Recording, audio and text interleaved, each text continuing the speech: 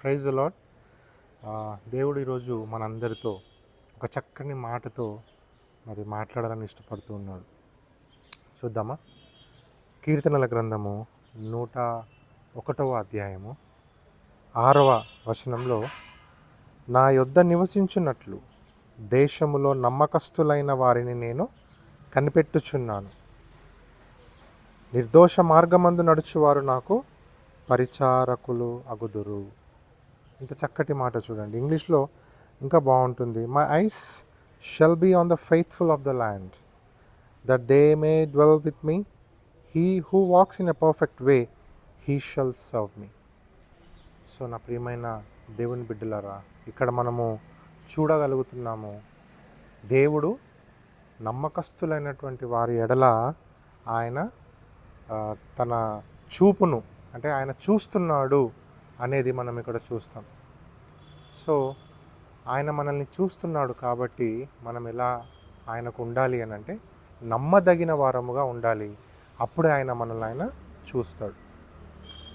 So ఎలా ఉండగలుగుతాం నమ్మదగిన వారముగా అంటే, యేసుక్రీస్తు నమ్మదగిన వాడు కాబట్టి మనము కూడా ఆయనకు నమ్మకస్తులమై ఉండాలి. యేసుక్రీస్తు ప్రభువారు మనల్ని చూస్తూ ఉన్నాడు. He watches. అయితే ఆయన మనల్ని చూస్తున్నాడు కాబట్టి మనం ఎలా నమ్మదగిన వారంగా ఉండాలంటే, ఆయన ఎగ్జాంపుల్ని ఫాలో అవ్వటం ద్వారా. ఆయన మనకు ఒక ఎగ్జాంపుల్ సెట్ చేశాడు కదా, తను ఈ లోకంలో ఎలా జీవించాలి, ఎలాంటి పరిస్థితుల్లోనైనా దేవుని చిత్తాన్ని నెరవేర్చాలి, ఆయన చిత్తమే నెరవేర్చబడాలి అని ఆయన మనకు పెట్టినటువంటి ఎగ్జాంపుల్ని మనము ఫాలో అవుతూ మనము నమ్మకస్తులముగా ఉండవచ్చు. రెండవదిగా, ప్రేమను కాన్స్టెంట్గా చూపించటం ద్వారా. అంటే ఎక్కడ కూడా ప్రేమను కొద్ది రోజులు ఆపి, కొద్ది రోజులు ద్వేషించి, మళ్ళీ ప్రేమించి ఇలా కాకుండా ప్రేమను కాన్స్టెంట్గా చూపించటం ద్వారా మనం ఆయనకు నమ్మకస్తులముగా ఉండొచ్చు.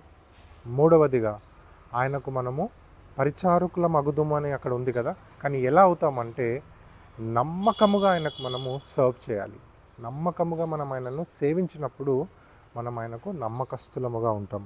చివరిగా, ఎవరైతే నమ్మకస్తులముగా మనం ఉంటున్నారో వారందరూ కూడా దేవుడు మన పట్ల కృప కలిగి ఉన్నాడు, మనల్ని చూస్తూ ఉన్నాడు అని మనం అనుకుంటే ఖచ్చితంగా ఏం చేయాలి అంటే, మనము చేసినటువంటి ప్రామిసెస్ అన్నీ కూడా నెరవేర్చాలి.